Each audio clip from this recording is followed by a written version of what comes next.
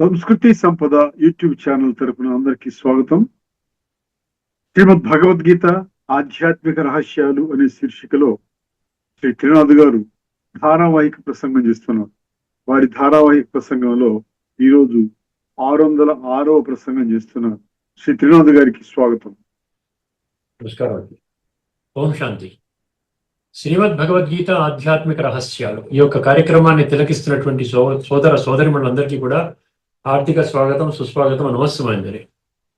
ముందుగా ధార్మికము ఆధ్యాత్మికము ఈ విషయంపై మనం చర్చించుకుందాము. మామూలుగా మనము ధార్మికం కానీ ఆధ్యాత్మికం కానీ ఒక్క శబ్దం పలుకుతారండి. ఏమిటండి అది? ఆ శబ్దము స్మృతి యాత్ర అంటారు. స్మృతి యాత్ర అంటే ఏమిటి? మామూలుగా స్థూలంగా చేసేటువంటి తీర్థయాత్రలు, కానీ ఆంతరికంగా చేసేటువంటిది స్మృతి యాత్ర. స్మృతి యాత్ర అంటే భగవంతుని యొక్క స్మృతి చేసుకుంటూ మన ప్రయాణం చేయటం అనమాట. అంటే మన జీవితం యొక్క గమనాన్ని ముందుకు తీసుకొని వెళ్ళడం. జీవనయానం అంటున్నాం కదా.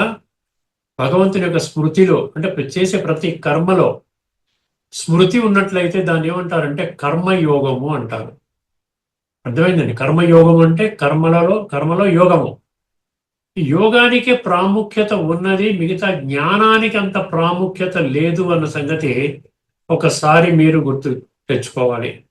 ఎందుకంటే ఎక్కడా కూడా మనము జ్ఞానయాత్ర అనవండి. అర్థమైందండి? జ్ఞానయాత్ర అంటాం, ఎక్కడైనా అనవు. స్మృతి యాత్ర అంట. స్మృతి అంటే యోగము. యోగము గురించి స్పష్టత మనకు ఉన్నప్పుడే ఈ స్మృతి యాత్ర మనకి సఫలమవుతుందండి, సాఫల్యం అవుతుంది. ఎందుకంటే యోగం అంటే మనకు తెలియాలి కదా. యోగం అంటే ఫిజికల్గా వేసేటువంటి యోగాసనాలు లేక ప్రాణాయామము కాదు. అది మనసు ద్వారా పరమాత్మని స్మృతి చేసేటువంటి విషయము. భగవద్గీతలోనే ఈ విషయాన్ని చాలా స్పష్టంగా, చాలా అర్థవంతంగా, సారవంతంగా చెప్పటం జరిగింది. స్వయాన్ని ఆత్మగా భావించుకొని విశ్వాత్మల తండ్రి అయినటువంటి ఒకే ఒక పరమాత్మ, ఈశ్వరుడు, నిరాకారుడు, జ్యోతిర్బిందు స్వరూపుడైనటువంటి పరమాత్మని మనం ధ్యానం చెయ్యాలి. మనా భవ అనే మూడు శబ్దాలలో భగవద్గీత సారాన్ని కూడా భగవంతుడు తెలియజేయడం జరిగింది. 9వ అధ్యాయం 34, 18వ అధ్యాయంలోని 65 ఈ రెండిట్లో కూడా మన్మనాభవ అనే శ్లోకాలు ఉంటాయి. భగవంతుడు ఏం కోరుకుంటున్నాడు అంటే మీ మనసు నా మీద పెట్టు నాయన అంటున్నాడు. ఎందుకంటే వర్తమానంలో ప్రతి ఒక్కరి సమస్య అంతా కూడా కేవలం మానసిక సమస్యలండి. మనసులో ఉన్నటువంటి వ్యర్థ చెడు ఆలోచనల కారణంగా ఉన్నటువంటి వ్యధలు. ఈ రోజున వర్తమానంలో డిప్రెషన్ అనే పదం వస్తోంది. ఎందుకు రావాలి డిప్రెషన్ అనేది? డిప్రెషన్ అంటే నెగిటివ్ థింకింగ్ అనమాట. వ్యర్థ ఆలోచన, నెగిటివ్ ఆలోచనలతోనే మనసంతా నింపుకొని కూర్చున్నాం. మంచి ఆలోచన అంటే ఏంటి?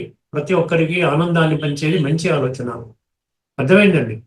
అందువలన ఈ స్మృతి యాత్ర చేసినట్లయితే మన యొక్క ఆత్మ శుద్ధి అవుతుంది. జ్ఞానం దేని కొరకు? జ్ఞానయాత్ర అని అనవు, కానీ జ్ఞానం దేని కొరకు? జ్ఞానము దేని కొరకు అంటే ఈ స్మృతి యాత్ర చేసే విధానం తెలుసుకోవడం కోసం జ్ఞానం కావాలి. అర్థమైంది? లేకపోతే ఎట్లా? ఈ జ్ఞానం ఏం చెప్తుంది? నీ యొక్క మూల స్వరూపంలో నీవు ఆత్మస్వరూపానివి.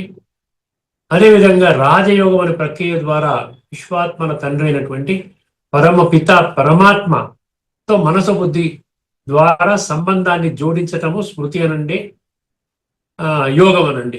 అందుకని ఆఖరిలో 18వ అధ్యాయంలో 73వ శ్లోకంలో అర్జునుడు ఒక మాట చెప్తాడు. ఏం చెప్తాడండి? నష్టో మోహ స్మృతిర్లబ్ధ అంటాడు. అర్థమైందండి? తర్వాత 15వ అధ్యాయంలో 15వ శ్లోకంలో సర్వస్య చాహం హృది సన్నివిష్టో మత్త స్మృతి జ్ఞానమపోహనం చ. ఈ స్మృతి జ్ఞానము నేనే ఇస్తాను అంటాడు. సరే, స్మృతి గురించి అర్జున వాచలో ఉంది, భగవాను వాచలో ఉంది. అంటే లాస్ట్ లో ఏమైంది? మోహం నష్టం అయిపోయింది. దేహ భ్రాంతిని విడిచిపెట్టాలి. నేను దేహము, దైహిక సంబంధాలు, దైహిక సుఖాలు, ఇంద్రియ సుఖాలు, దీనితోనే 24 గంటలు గడిపేయటం కాదండి జీవితం. మానవ జన్మ అతి దుర్లభము. అందుకని మనం స్మృతి యాత్ర యొక్క సత్యమైన అర్థాన్ని తెలుసుకొని స్వయాన్ని ఆత్మగా అనుభవం చేసే అభ్యాసం చేసుకుంటూ నిరంతరము పరమాత్మ యొక్క స్మృతిలో ఉండడమే స్మృతి యాత్ర. దానికోసము ఫిజికల్ గా శరీరాన్ని కదిలించవలసిన పని లేదు. మీరు ఎక్కడ కూర్చున్నారు అక్కడ కూర్చుని మనస్సుని ఏ విధంగా అయితే ఇప్పుడు ఏదో అమెరికాలో, కెనడాలో, జపాన్లో మీ పిల్లలు ఉన్నారనుకోండి, మీరు ఏం చేస్తారు? అక్కడే కూర్చుంటారు కానీ బయటికి పోతారు అక్కడన్నా?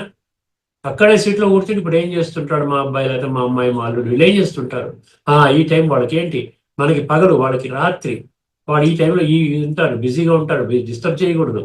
మన స్మృతి అంటే ఎలా వెళ్ళిపోయిందండి, ఒక్క క్షణం అనమాట. సౌండ్ కంటే అన్నిటికంటే ఫాస్టెస్ట్ ఇది మనసు పరిగెడుతుందన్నమాట.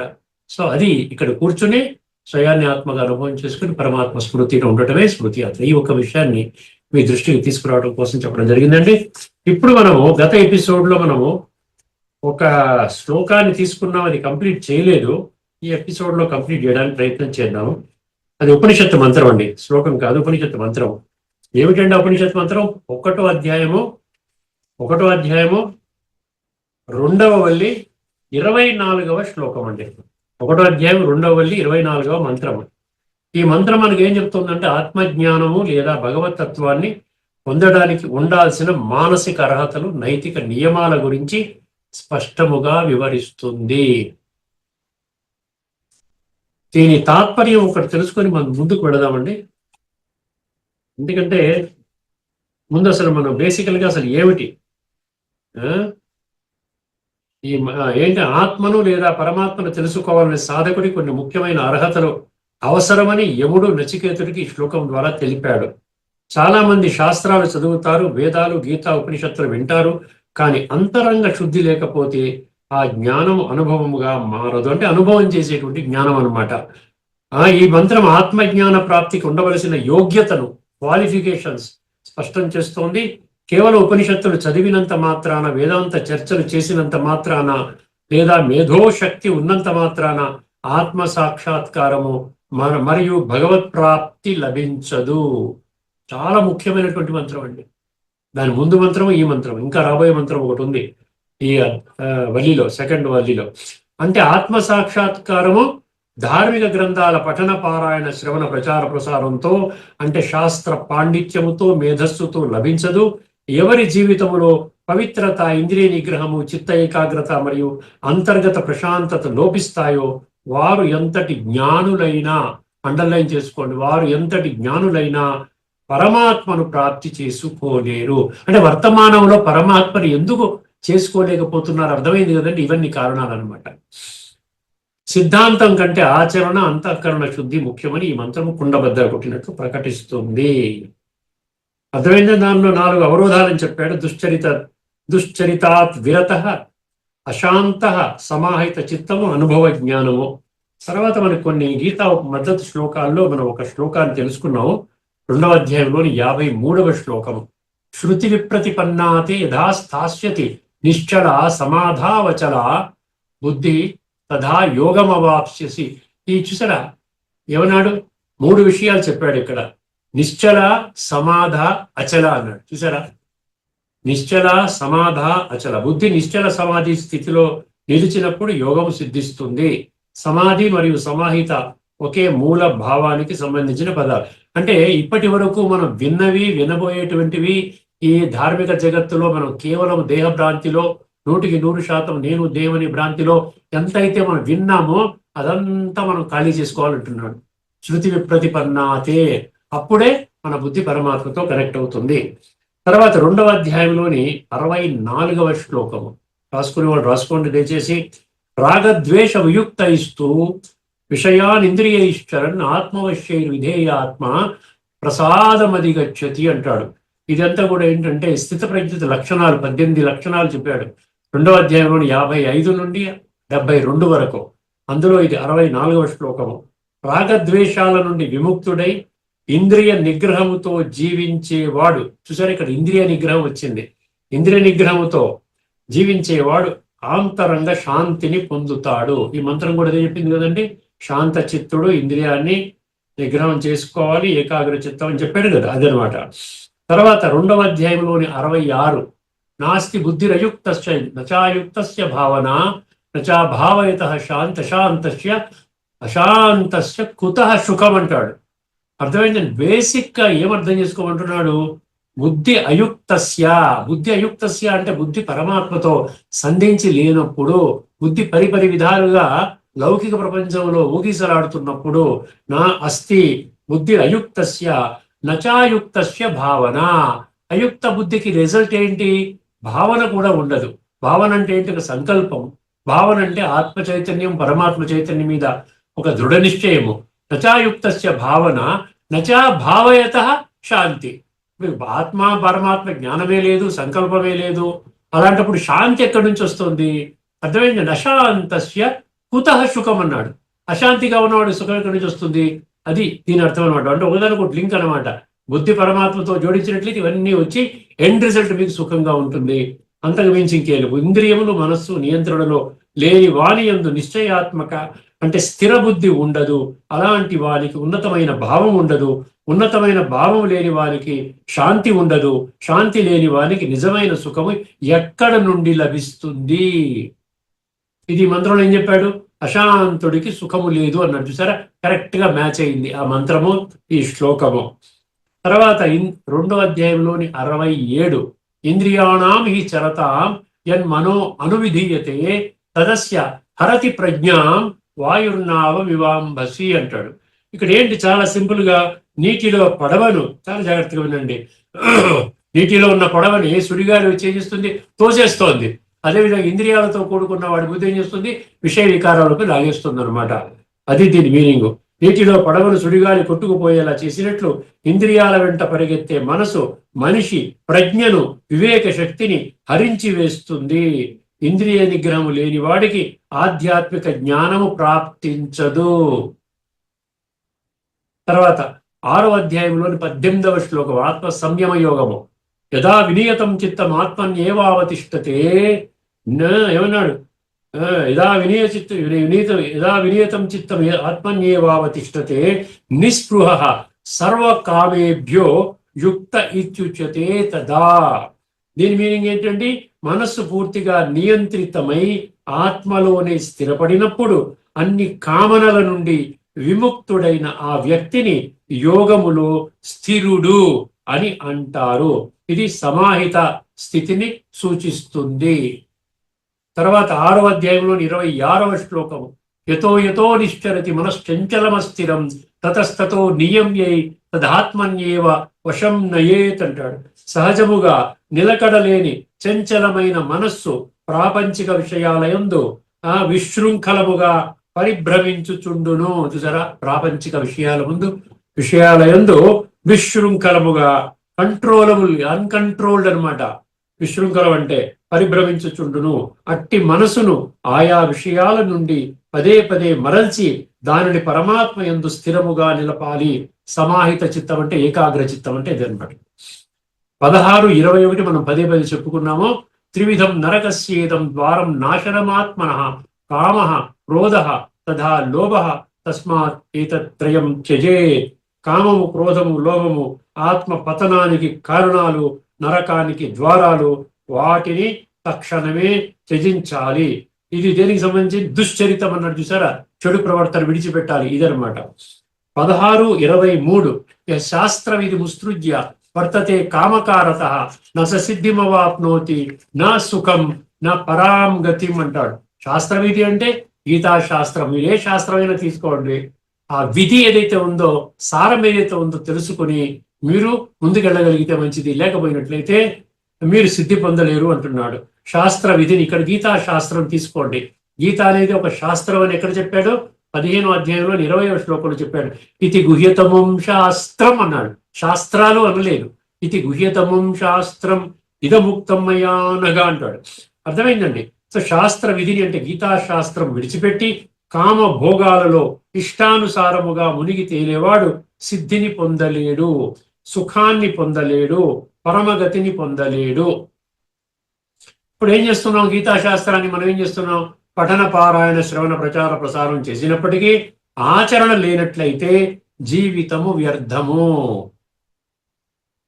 6:35 అండి.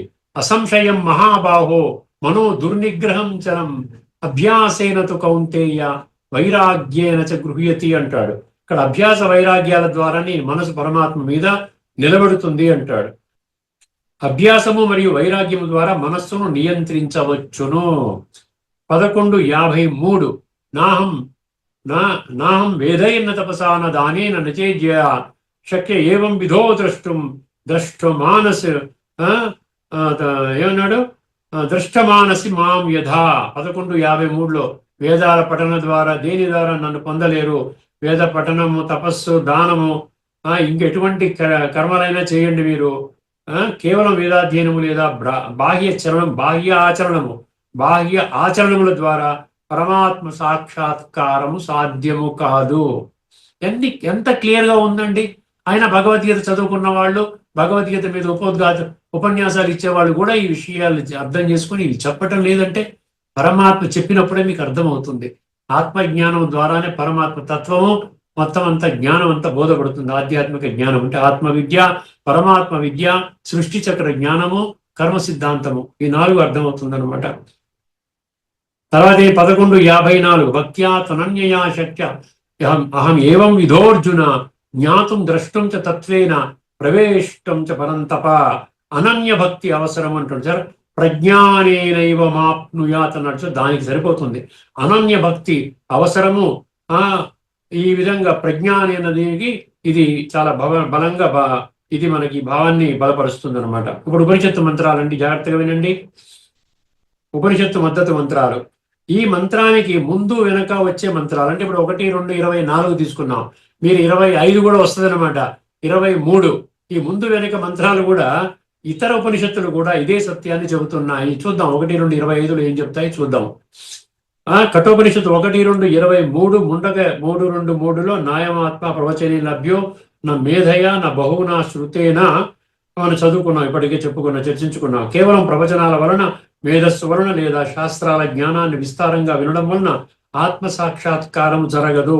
ఆత్మజ్ఞానము బాహ్య పాండిత్యముతో లభించదు. ముఖము ద్వారా మీరు ఎంత ప్రపంచంలో ఉన్న శాస్త్రాలన్నీ కంటోపాటు పెట్టుకోండి, ప్రపంచానికి అంతా కూడా బోధించండి, అయినా మీరు స్వర్గంలోకి రారు. మీ ఆత్మశుద్ధి అవ్వదు.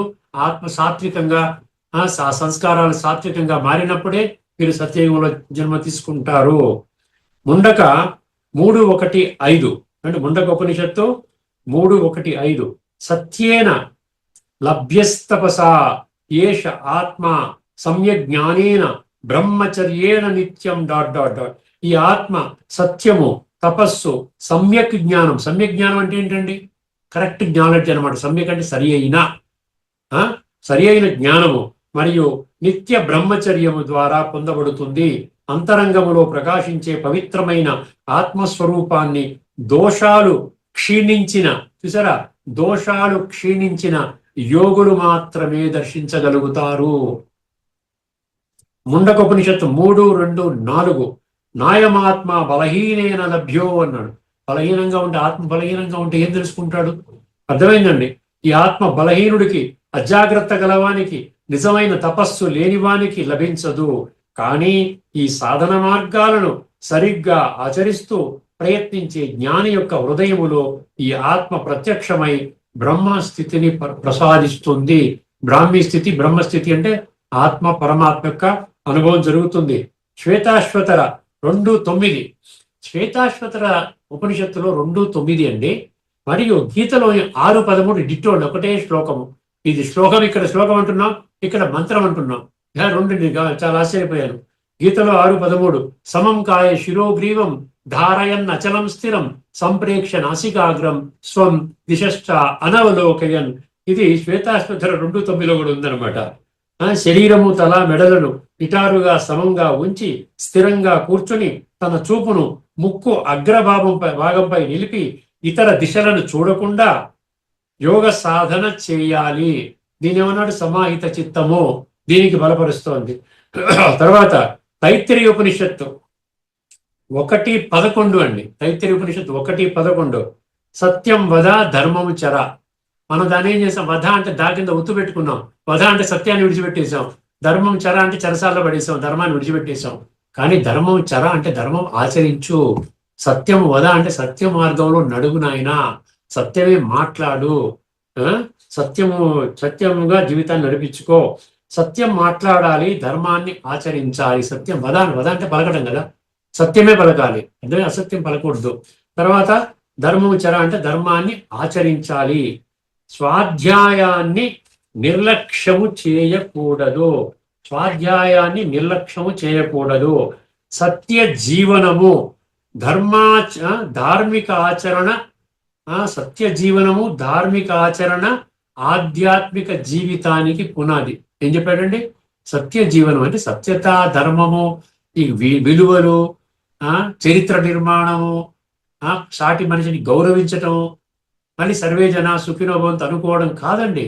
ఇవేవి లేకుండా కేవలం ఏదో కర్మకాండలాగా మనం ఏదో ఒక 5 నిమిషాలు 10 నిమిషాలు పూజ చేసుకుని బయటకు వచ్చేస్తే ఎట్లా మనం మారుతాం అంటే మన జీవితం ఎట్లా మారుతుంది, మన జీవితం ఉన్నతంగా ఎట్లా వెళుతుంది గమనించండి. సత్యం మాట్లాడాలి, ధర్మం ఆచరించాలి అంటున్నాం, చేస్తున్నాం. ఎవరైనా సత్యం మాట్లాడుతున్నారా? సత్యహరిచంద్రులు ఉన్నారా ప్రపంచంలో ఎక్కడైనా? అర్థమైందండి. ధర్మాన్ని ఆచరించాలి. ఎందుకు ధర్మాన్ని ఆచరించాలి? యథా యథా హి ధర్మస్య, గీతలో ఏమన్నాడు? నేను ధర్మ స్థాపన కొరకే వస్తాను, అధర్మాన్ని నిర్మూలించడం కోసం వస్తాను, ఈ 2 పనులే చేస్తాను. ఈ 2 పనుల్లో మీరు సమర్థించాలి. మీరు అధర్మ మార్గంలో నడుస్తున్నారు అనుకోండి, అధర్మ మార్గంలో నడుస్తున్నారంటే భగవంతుని యొక్క దివ్య ధర్మ సంస్థాపన కర్తవ్యాన్ని సమర్థించినట్ల, దాన్ని ధిక్కరించినట్ల, దానికి వ్యతిరేకంగా పనిచేసినట్ల. మీకు మీరే బుద్ధి నేత్రాన్ని అర్థం చేసుకుంటే, అరే మనం రివర్స్గా పనిచేస్తున్నాం, భగవంతుడి ఆశీర్వాదాలు మనకు దొరుకుతాయా? ఒక్కసారి ఆలోచించండి. అందుకని ఏం చెప్పాడు ఇక్కడ? సత్యం మాట్లాడ, ధర్మాన్ని ఆచరించాలి, స్వాధ్యాయాన్ని నిర్లక్ష్యం చేయకూడదు. స్వాధ్యాయం అంటే ఏంటి? స్వాధ్యాయం అంటే వేద పఠనాన్ని ఇస్తాడు మా భాష్యకారులు. ఎందుకంటే వాళ్ళకి తెలియదు. స్వాధ్యాయం అంటే ఆత్మ అధ్యయనం. ప్రతినిత్యము ఆత్మని అభ్యాసం చేయాలి. నేను ఆత్మని, నేను ఆత్మని, నేను ఆత్మని అనుకొని ప్రతి ఒక్కరిని మనం ఎప్పుడైతే మనం ఆత్మిక స్థితిని అనుభవం చేస్తామో, అందులో ఉన్నటువంటి గుణాలు, శక్తులు భగవంతుడు 16వ అధ్యాయంలో మొదటి 3 శ్లోకాలు 26 దివ్య గుణాలు ఇచ్చాడు. అవన్నీ కూడా మనలో మెల్లిమెల్లిగా వస్తూ ఉంటాయి. అవి వచ్చినప్పుడు ఏమవుతుందంటే మనలో ఒక చైతన్యం వస్తుంది, మనలో ఒక డివినిటీ వస్తుంది, దైవత్వం వస్తుంది, దివ్యత్వం వస్తుంది. అప్పుడు ఏమవుతుందంటే ఇది వచ్చేంత వరకు మనము మిగతా వాళ్ళంటే మనం ఏదో కొంచెం ద్వేషభావం ఉండొచ్చు, కానీ ఎప్పుడైతే మనం ఇది పరిపూర్ణంగా మన దివ్యత్వం వచ్చిందంటే అప్పుడు ఏమవుతుందంటే అవతల వాళ్ళలో కూడా దివ్యత్వాన్ని చూస్తాం. ఇది లెక్క. ఎవరైనా కానివ్వండి, భలేవాడు పని మనిషి కానివ్వండి, లేకపోతే మీ కార్ డ్రైవర్ కానివ్వండి, లేదా చపరాసి కానివ్వండి, ఎవరైనా కానివ్వండి, ఎందుకంటే వాడి కర్మానుసారంగా వాడికి ఆ పాత్ర లభించింది. మన కర్మానుసారంగా మనకి ఈ పాత్ర లభించింది.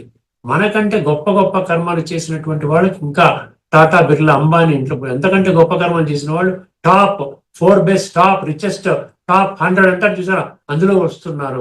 పుట్టగానే 100 మంది పరిచారికలు, వ్యవహారం, సేవ చేసేవాళ్ళు, వీళ్ళంతా ఉంటున్నారు. ఇక్కడ కర్మ సిద్ధాంతాన్ని మనకు స్పష్టంగా అర్థం చేసుకోవాలి. సంస్కార పరివర్తన ద్వారానే సంసార పరివర్తన జరుగుతుంది. సంస్కార మిలనము అంటారు. సంస్కార మిలనము అంటే ఏమిటి? ఈ రోజున వర్తమానంలో దైహికంగా అంటే ధార్మిక జగత్తులో నేను దేహం అనుకుని స్థూలంగా బిహేవ్ చేస్తున్నాం. స్థూలంగా ఉన్నప్పుడు మనం సంస్కార మిలనం జరగదు. అసలు సంస్కారాల జ్ఞానమే లేదు. అర్థమైందండి? అందువల్ల ఏం చేస్తాం? దైహికంగా ఉన్నటువంటి ఆ యొక్క డివిజన్స్ ఆధారంగా మనం ప్రవర్తిస్తూ ఉంటాం.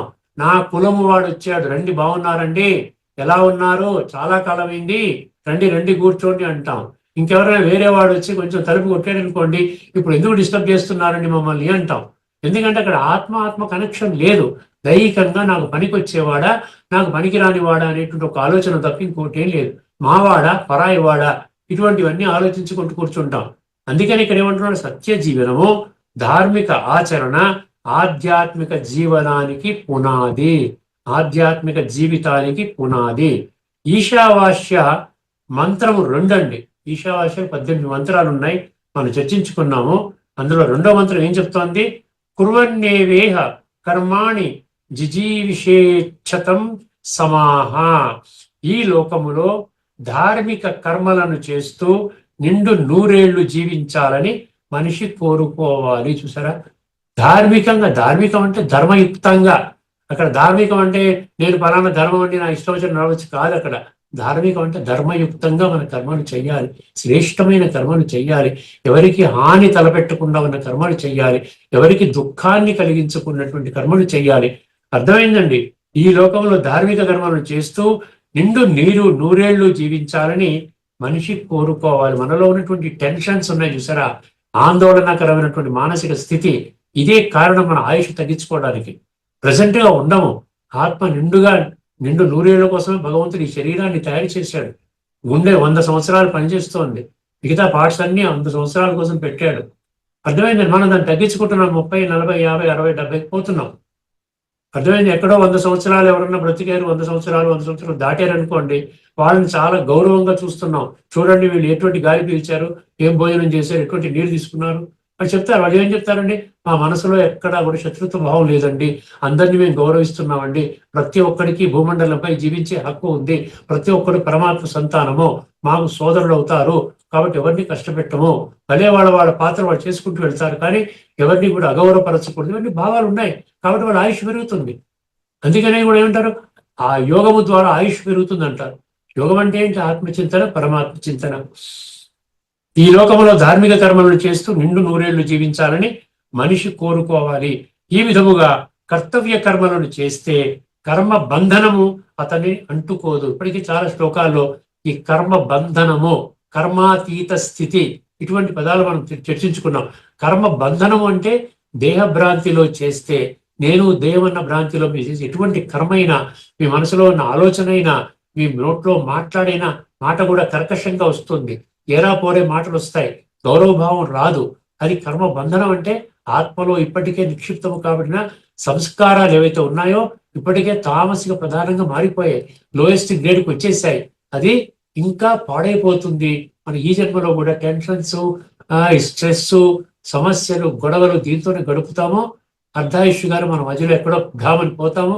తర్వాత రాబోయేటువంటి సత్య త్రేతాయుగాల్లో మనకి చోటు లేదు అని చెప్తున్నాడు. సో ముగింపు అండి, కఠోపనిషత్తు 1:2:24 ముగింపు జాగ్రత్తగా వినండి. ఈ మంత్రము ఆధ్యాత్మిక సాధకులకు ఒక గొప్ప హెచ్చరిక మరియు మార్గదర్శి. హెచ్చరిక, మార్గదర్శి. జాగ్రత్తగా వినండి. ఆధ్యాత్మికత అనేది కేవలం ఒక సిద్ధాంతము లేదా మేధో సంబంధిత చర్చ కాదు. ఇదేదో బుద్ధితో సంబంధించిన చర్చ కాదు. నాకు బాగా నాలెడ్జ్ ఉందండి, అతన్ని పడగొట్టేస్తాను డిబేట్లో, నేను చాలా తెలివైన వాడిని, ఇదంతా ఇప్పుడు జరుగుతున్నాయి వర్తమానంలో. ఈవెన్ రిలీజియస్ ప్రోగ్రామ్స్ మీద కూడా ఒకరినొకరు ఆక్షేపించుకుంటూ జరుగుతూ ఉన్నాయి. వీళ్ళెవ్వరూ కూడా స్వర్గంలోకి రారండి, సత్యత్రేతాయుగాల్లో జన్మ తీసుకోరు. వీళ్ళు ఎక్కడో మళ్ళీ ద్వాపర కలియుగాల్లో జన్మ తీసుకుంటారు. అర్థమైందండి. ఇది మేధో సంబంధిత చర్చ కాదు. నీకంటే నాకు బాగా వచ్చును, శాస్త్రజ్ఞానము ఎన్నో వాదించుకుంటూ ఉంటారు. అది ఒక జీవన విధానం. ఆధ్యాత్మికత అంటే ఒక జీవన విధానం. ఆత్మిక స్థితిలో నేను ఆత్మని అనేటువంటి ఒక భావనతో ఈ శరీరం నాది అన్నప్పుడు ఇంద్రియాలు నా అదుపాజ్యంలో ఉంటాయి. అందుకని ఏదో ఉపనిషత్తులో మనం చదువుకున్నాం కదా, ఈ రథీనం అంటాడు కదా, ఈ శరీరాన్ని ఒక రథము, అందులో ఉన్నటువంటి ఆత్మ ప్రయాణికుడు, తర్వాత బుద్ధి సారథి, మనసు అనేది అది లాగుతంగ తాళ్ళు, తర్వాత ఏమంటారు ఇంద్రియాలేమో గుర్రాలు అని చెప్పాడు చూసారా. అదేంటి రథం శరీరం పురుషస్య ఉంది కదా, అది మన ఏది ఉపనిషత్తులో చెప్పింది, అది 100% సత్యం అండి. ఎప్పుడైతే మీరు బుద్ధి సారథి, ఆ బుద్ధికి పదునుగా ఉందనుకోండి, కరెక్ట్ మార్గంలో తీసుకెళ్తాడు. అటు వెళ్ళకూడదు, అది తప్పుడు మార్గము, అది విషయ వికారాల వలయము, అందులో దూరిపోయి బయటికి రాలేము, ఇలా వెళ్ళాలి, ఇక్కడికి వెళ్ళాలంటే అప్పుడు ఏమవుతుంది, ఆధ్యాత్మికతకి మనం టైం తీసుకోవడం వీలవుతుంది. లేకపోతే మనకి బిజీ అంటుంటాం, మనకి పనికిరాని పనులు చేసుకుంటాం. ఈ లోకంలో ఏం చెప్పానంటే, ఈ మంత్రం ఆధ్యాత్మిక సాధకులకు ఒక గొప్ప హెచ్చరిక మరియు మార్గదర్శి. ఆధ్యాత్మికత అనేది కేవలం ఒక సిద్ధాంతం లేదా మేధో సంబంధిత చర్చ కాదు, అది ఒక జీవన విధానము. మన ప్రవర్తన పవిత్రంగా లేనంత కాలము, జాగ్రత్త వినండి, మన ప్రవర్తన పవిత్రంగా లేనంత కాలము, మనస్సు నిశ్చలంగా మారనంత కాలము, ఎన్ని వేదాంత గ్రంథాలు చదివినా పరమాత్మ అనుభూతి చెందలేము. బాహ్య శుద్ధితో పాటు అంతఃకరణ శుద్ధి, అంటే బ్రాకెట్లు ఏమిచ్చాడు, సత్ప్రవర్తన, శాంతి, ఏకాగ్రత ఉన్నప్పుడే, అంతఃకరణ శుద్ధి ఉన్నప్పుడే సాధకుడి హృదయములో జ్ఞాన సూర్యుడు ఉదయిస్తాడని యమధర్మరాజు నచికేతుడికి ఇచ్చినటువంటి ఈ యొక్క ఉపదేశము యావత్ మానవాళికి దిక్సూచి. ఆఖరి సారాంశం ఒక వాక్యం అండి. ఈ మంత్రం ఆత్మజ్ఞానాన్ని సాధించడానికి కావలసిన నైతిక మానసిక అర్హతలను నిర్దేశిస్తుంది. ఎంత పాండిత్యం ఉన్నా, వేదాలు చదివినా కేవలం మేధోశక్తితో ప్రజ్ఞానేన అన్నాడు చూసారా, భగవత్ తత్వాన్ని పొందడం అసాధ్యము. ఎవరైతే పాపపు పనులను విడిచిపెట్టి ఇంద్రియాలను అదుపులో ఉంచుకొని నిశ్చలమైన మనస్సుతో ప్రశాంత హృదయంతో ఉంటారో వారు మాత్రమే ఆత్మ సాక్షాత్కారాన్ని పొందుతారు. నైతిక ప్రవర్తన మరియు అంతఃకరణ శుద్ధి లేని మేధస్సు వృధా. నైతిక ప్రవర్తన మరియు అంతఃకరణ శుద్ధి లేని మేధస్సు వృధా అని యమధర్మరాజు నచికేతునికి స్పష్టము చేశాడు. ఇక్కడతో ఈ చర్చలు ముగించుకుందామండి. తదుపరి ఎపిసోడ్ లో ఈసారి ఒక అద్భుతమైనటువంటి గీతా శ్లోకాన్ని, అందులో లోతైన తత్వాన్ని చర్చించుకుందాం. అంతవరకు సెలవు. అందరికీ నమస్కారం. లోకా సమస్త సుఖినో భవంతు. ఓం శాంతి. శ్రీమద్ భగవద్గీత ఆధ్యాత్మిక రహస్యాలు శీర్షికలో ధారావాహిక ప్రసంగం చేసిన శ్రీ త్రినాథ్ గారికి ధన్యవాదాలు. నమస్కారం అండి.